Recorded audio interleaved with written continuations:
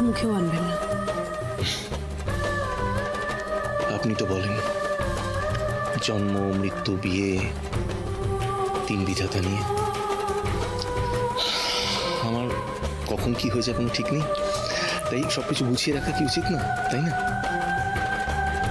দেখবেন আমার অবর্তমানে আপনার এই টাকাটা কাজে লাগবে।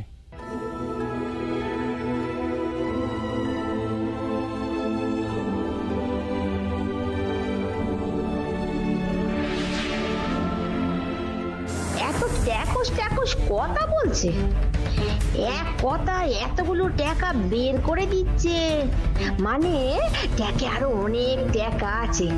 এই মেয়ের ট্যাকে সব টাকায় এবার আমায় আদায় করতে হবে। এ দিয়ে পুজোর কাজ হয়ে যাবে।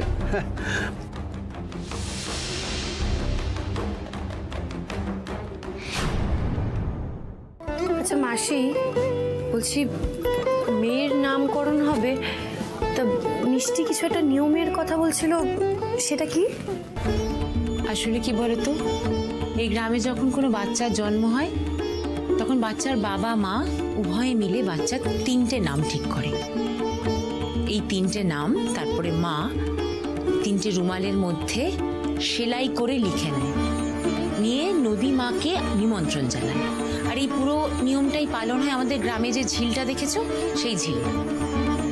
তারপরে কি করে জানো তো, ওই তিনটে রুমালের মধ্যে তিনটে নুড়ি দিয়ে বেঁধে মা ওই ঝিলের জলে ফেলে দেয়, দিয়ে মা সেই জলে ডুব দেয়।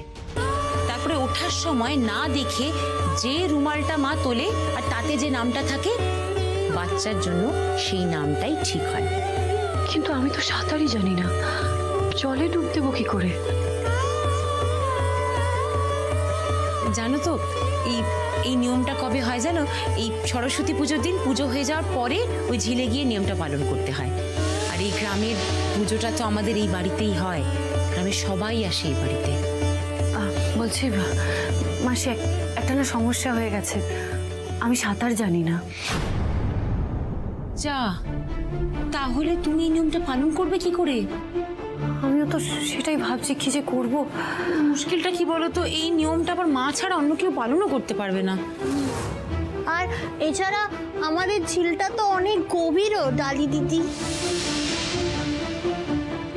যতই গভীর হোক, আমার মেয়ের জন্য আমাকে এইটুকু ঝুঁকি নিতেই হবে। আমার সাঁতার না জানার জন্য আমার মেয়ের নামকরণ হবে না, এটা আমি কিছুতেই হতে দেবো না। আচ্ছা শোনো ডালি, আমার একটা বুদ্ধি এসেছে। বলছি তুমি না সোহিনীর হাত ধরে জলে নামো, সেটাই ভালো হবে। কারণ